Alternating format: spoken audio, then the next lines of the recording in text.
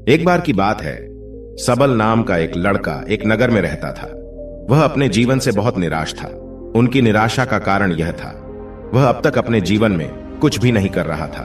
उसके माता पिता उसे ताने मारते थे कि आपके सभी मित्र कुछ न कुछ कर रहे हैं, लेकिन आप अभी भी घर बैठे हैं। दोस्तों के बीच भी अक्सर उनका मजाक उड़ाया जाता था। वह कहीं जाता तो लोग उससे पूछते थे कि आप क्या कर रहे हैं। उसे यह बताने में भी शर्म आ रही थी। वह कुछ नहीं कर रहा है। धीरे धीरे उसने रिश्तेदारों से मिलना जुलना कम कर दिया और लोगों से मिलना भी बंद कर दिया। वह ज्यादातर समय घर पर ही रहता। वह अकेला रहता और भगवान को कोसता रहता और अपनी किस्मत को दोष देता। अब उसे अपना जीवन बोझ लगने लगा था। कभी कभी वह सोचता कि कब वह कुछ करने के योग्य बनेगा, और फिर वह सोचता कि जिंदा रहने से अच्छा मर जाना ठीक है। एक दिन वह अपने नगर की एक गली से गुजर रहा था। तभी उसने देखा कि एक गुरु दुख और परेशानियों पर उपदेश दे रहे हैं। वह भी उसी भीड़ में सबसे पीछे बैठ गया और गुरु के प्रवचन सुनने लगा। गुरु कह रहे थे कि दुख एक शिक्षक की तरह है जो हमें जीवन की सच्चाई दिखाता है और हमें जीने का सही तरीका सिखाता है। आप चाहे तो जिंदगी जीना भी सीख सकते हैं। आप चाहो तो कुछ भी हासिल कर सकते हो, और अगर चाहो तो एक कोने में बैठकर रो सकते हो। इन सभी बातों को सबल ध्यान से सुन रहा था, लेकिन उपदेश की यह बातें पसंद नहीं आई। उसने खड़े होकर कहा कि कुछ भी सिखाने से दुख दूर नहीं होता, इसमें केवल दर्द होता है। दुख की पीड़ा अनंत है। ऐसा लगता है कि इसके बाद कुछ होने वाला नहीं है। इससे कुछ भी फर्क नहीं पड़ता है। इसके सामने तो मौत भी छोटी लगती है। तब गुरु ने कहा, वत्स, तुम्हारा दुख क्या है? सबल ने उनके सामने अपनी सारी व्यथा सुनाई और गुरु से पूछा कि मेरे इन दुखों का कोई उपाय है तुम्हारे पास? यह सुनकर गुरु मुस्कुराए और बोले, तुम उस दिन मेरे पास आना जब आपके जीवन में वास्तविक दुख आए। मैं आपकी समस्या का समाधान अवश्य करूंगा। यह कहकर गुरु वहां से चले गए। सबल ने सोचा, क्या यह मेरा दुख नहीं है तो क्या है? मैं जिस दर्द से गुजर रहा हूं वह असली दुख नहीं है क्या? मेरा दुख कोई नहीं समझ सकता। जब मां बाप नहीं समझते तो भला गुरु क्या समझेंगे? उस दुखों से व्यथित होकर सबल ने एक फैसला लिया कि अब वह कुछ करेगा। सबल ने एक छोटा व्यवसाय शुरू किया, पर उसे सफलता नहीं मिल रही थी। लेकिन उसके घर वाले खुश थे। वह कुछ कोशिश कर रहा है। वह अपने व्यवसाय में लगा रहा और धीरे धीरे उन्हें सफलता मिलने लगी। फिर उसने रफ्तार पकड़ी और केवल 3 साल के अंदर ही वह एक बड़ा बिजनेसमैन बन गया। अब सबल के आसपास ऐसे कई लोग थे जो उसकी परवाह करते थे, जो उससे प्यार करते थे। अब उनके परिवार के सदस्य भी उसकी तारीफ करते करते थकते नहीं थे। दिन ब दिन उसके मित्रों की संख्या बढ़ती जा रही थी। अब वह अपनी जिंदगी से बहुत खुश था। उनके कुछ दोस्तों ने उन्हें सलाह दी कि जब तुम एक बड़ा बिजनेसमैन बनकर बहुत खुश हो तो सोचिए आपको कितनी खुशी होगी अगर आप इस शहर और इस राज्य के सबसे बड़े बिजनेसमैन बन जाते तो कितने लोग आपसे जुड़ना चाहेंगे। आपकी कितनी बड़ी ख्याति होगी और स्वयं राजा भी आपसे दोस्ती करना चाहेंगे और जरूरत पड़ने पर आपसे पैसे भी उधार लेंगे। दोस्तों की यह बात सबल के मन में बैठ गई। अब वह और पैसे कमाने की कोशिश करने लगा, लेकिन उसे यह सब बहुत ही जल्दी चाहिए था। वह समय बर्बाद नहीं करना चाहता था। वह अधिकांश समय इन चीजों को प्राप्त करने में लगाने लगा। इसलिए वह ऐसे काम करने लगा जो सही नहीं थे। उसने पैसे उधार लेना शुरू कर दिया। उसके दोस्तों से पैसे की मात्रा और अधिक मुनाफा कमाने के लालच में वह अपने माल में मिलावट करने लगा। उसने अन्य व्यापारियों के खिलाफ भी साजिश रची और उन्हें डराया धमकाया। जैसा उसके दोस्त कहते थे वैसा ही करता था। वह इन तरीकों से ज्यादा पैसा कमा रहा था, पर अब उसके जीवन में पहले जैसा चैन नहीं था। उनके मन की शांति गायब हो गई थी और वह रात को सो नहीं पाता था। वह विचारों में रहता था।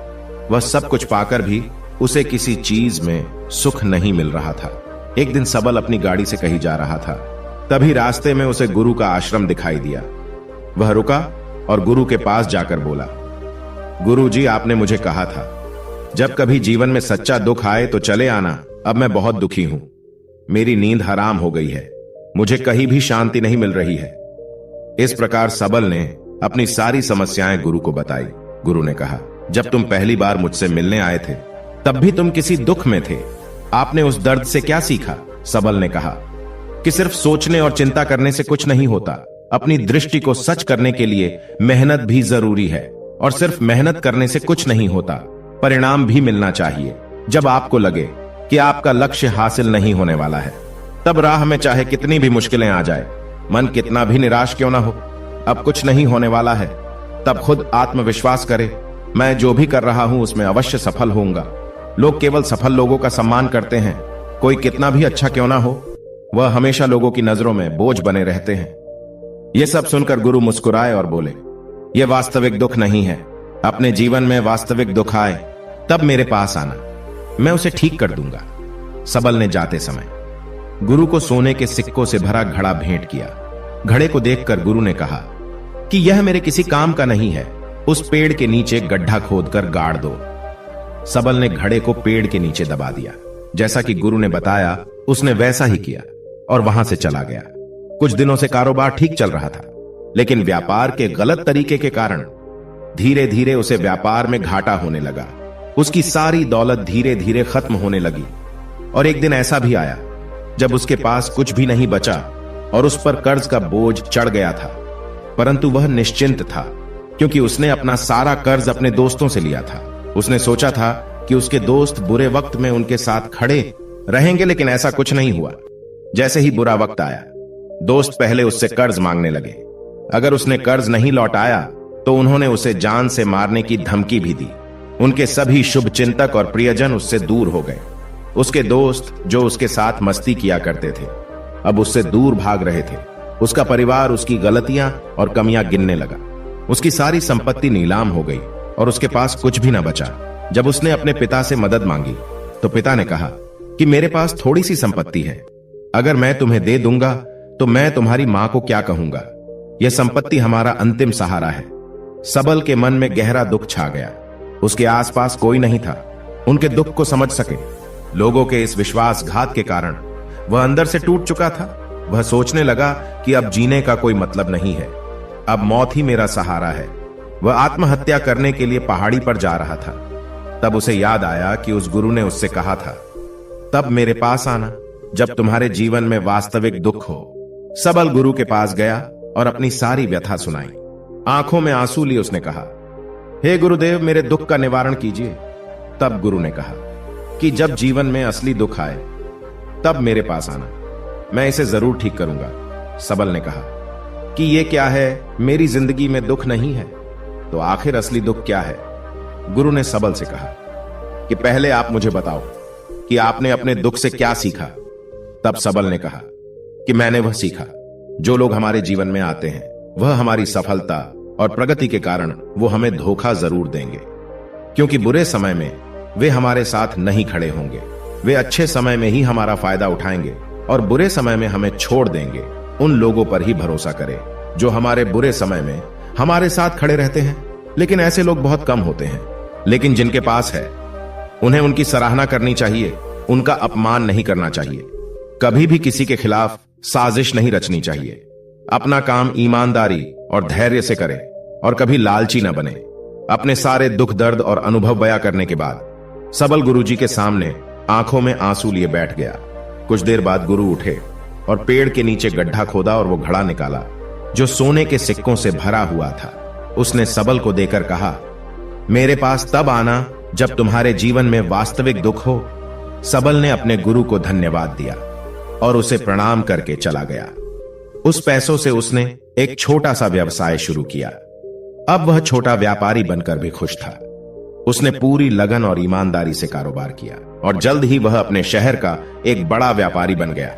उसका जीवन सुख सुविधाओं से भरा हुआ था। लेकिन कोई कितना भी अच्छा क्यों ना हो, लेकिन जीवन में दुख आता है। तो सबल के जीवन में भी दुख आया। अपने माता पिता की मृत्यु हो गई। वे दोनों एक ही दिन मर गए। सबल अपने माता पिता से बहुत प्यार करता था, इसलिए उनके निधन से उन्हें गहरा सदमा लगा। अंतिम संस्कार किया गया। उसने अपने माता पिता का शव जलते हुए देखा तो उसका मन बेचैन हो उठा। उसके मन में कई सवाल उठने लगे। वह घर वापस आ गया। उसने अपने माता पिता के घर और संपत्ति को देखा, जिसके लिए उनके पिता हमेशा लड़ते रहे। आज वो खाली पड़ा है। जिन्होंने इसकी देखभाल की, इसके लिए लड़ने वाले इस दुनिया से चले गए। उसके पिता ने जो कुछ कमाया वह सब यही रह गया। एक दिन पहले तक उसके पिता मारपीट करते थे किसी के साथ उसकी संपत्ति के लिए। आज वो खुद इस दुनिया से चले गए। उसका मन ऐसे अनेक विचारों में भटक रहा था। वह अंदर से अकेला और डरा हुआ महसूस कर रहा था। वह खाली महसूस कर रहा था। उसे लगा कि कुछ तो है, परंतु वह समझ नहीं सका। इसलिए वह गुरु के पास गया। उसे देखकर गुरु ने कहा, क्या जीवन में कोई दुख है? सबल ने कहा, वैसे तो जीवन में कोई दुख नहीं है, सब कुछ अच्छा चल रहा है, लेकिन आज मेरे माता पिता का देहांत हो गया है। मैं इस घटना से बेहद दुखी और परेशान हूं। गुरु ने कहा, इसमें दुखी होने की क्या बात है? एक दिन सबको मरना है, मुझे भी मरना है, तुझे भी मरना है। शायद तुम कल ही मर जाओ या आज भी मर सकते हो। सबल ने कहा, क्या कह रहे हो गुरुजी? मैं भी मर जाऊंगा, लेकिन मैं अभी जवान हूं। गुरु ने कहा कि सभी जी रहे हैं इसी भ्रम में कि मृत्यु केवल बूढ़ों को आती है, लेकिन ऐसा नहीं है। जवान भी मर जाते हैं, बच्चे मर जाते हैं। मौत का उम्र से कोई लेना देना नहीं है, यह सभी को प्रभावित करता है। गुरु की ये बातें सबल के मन में बैठ गई और वह चुपचाप चला गया, लेकिन उसका मन अभी भी बेचैन था। वह खाली महसूस कर रहा था। वह सारा दिन अपने बारे में ही सोचता रहता कि वह कौन है, वह इस दुनिया में क्यों आया है, इस जीवन का लक्ष्य क्या है। ऐसे कई सवाल उसके दिमाग में लगातार उठ रहे थे, लेकिन उन्हें अपने किसी भी सवाल का जवाब नहीं मिल रहा था और उसका दुख दिन ब दिन बढ़ता ही जा रहा था। इसलिए कुछ दिन बाद वह फिर से गुरु के पास पहुंचा और बोला, हे स्वामी, मैं बहुत दुखी हूं, क्योंकि मैं यह नहीं जान पा रहा हूं कि मैं कौन हूं और मैं इस दुनिया में क्यों आया हूं। यह सुनकर गुरु मुस्कुराए और बोले, आज आपके जीवन में पहली बार सच्चा दुख उत्पन्न हुआ है। यह वास्तव में दुख कहलाने लायक है। हम नहीं जानते कि हम कौन हैं, हम क्यों आए हैं। सबल ने अपने गुरु से कहा कि उसकी दुर्दशा दूर करे।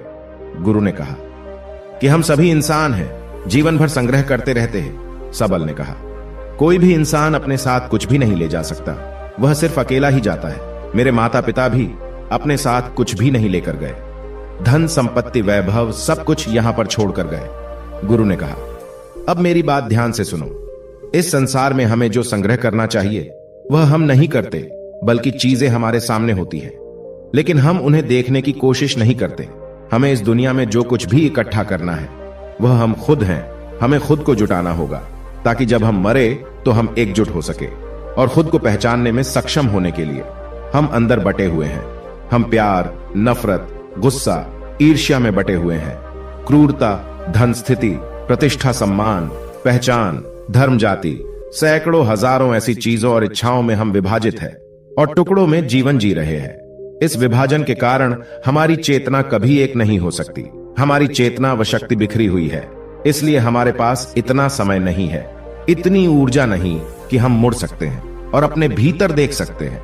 वास्तव में धन, सम्मान और सुविधाओं के अभाव को लोग दुख समझते हैं और जीवन भर के लिए इसे दुख कहकर रोते रहते हैं और समाधान खोजने का प्रयास करते रहते हैं। उन्हें अपना समाधान कभी नहीं मिलेगा, क्योंकि जिसे लोग दुख कहते हैं वह वास्तविक दुख नहीं है। यह सिर्फ एक आदमी की इच्छा है। उसकी इच्छा कभी पूरी नहीं होती, इसीलिए व्यक्ति को कभी उनके प्रश्नों का समाधान नहीं मिलता। इसलिए इन सब से परे यदि आप अपने दुखों का परम समाधान चाहते हैं तो सबसे पहले खुद को समेटना होगा। इस दुनिया से अपनी ऊर्जा वापस ले लो और इकट्ठा करो। अपने आप पर ध्यान केंद्रित करो, स्वयं पर ध्यान दो। अपने मृत्यु से पहले अपने आप को जानने की कोशिश करो। बिखरो मत, सबल ने कहा। गुरुजी, क्या हम इस संसार को छोड़ दें? हमारी सभी इच्छाओं को मार देना चाहिए। किसी से प्रेम नहीं करना चाहिए, धन संग्रह नहीं करना चाहिए, सम्मान की आशा छोड़ देनी चाहिए। गुरु ने कहा कि भावनाओं और इच्छाओं से ऐसे बिखरे हुए मनुष्य में से बाहर निकल आओ, जैसे कोई पत्थर पहाड़ से अलग होकर गिरे तो जिस पर पर्वत का कोई कंट्रोल नहीं होता सिवाय देखने या परेशान होना और कुछ खोना। ठीक वैसे ही बिखरे हुए मनुष्य की इच्छाएं बेकाबू और दर्दनाक है। उसका अनियंत्रित मन इच्छा करता रहता है और कल्पना करता रहता है और यह दुख देता है। लेकिन जब एक व्यक्ति अपने मन को एकत्र करता है तो वह जो कुछ भी करता है वह उसके नियंत्रण में होता है। फिर उसकी इच्छा से इच्छाएं भी उत्पन्न होती है। फिर सबल ने कहा कि आपने मेरे असली दुख का समाधान कर दिया। आपका बहुत बहुत धन्यवाद। अब से मैं खुद को समेटने और खुद को तलाशने की कोशिश करूंगा। गुरु ने कहा कि मानव शरीर में बहुत ऊर्जा और शक्ति है, लेकिन यह फालतू के कामों में बटा हुआ है, बेकार की बातों में लगा हुआ है। यह एक बहुत ही शक्तिशाली मशीन की तरह है और वह बिना सोचे समझे अपनी शक्ति बर्बाद कर रहा है। और बिना किसी नियंत्रण के। इसीलिए इस शक्ति पर ध्यान दे, अपनी चेतना और इसे इकट्ठा करे। सबल को अपने प्रश्नों का उत्तर मिल गया। उसने अपने गुरु का धन्यवाद किया और चुपचाप चला गया।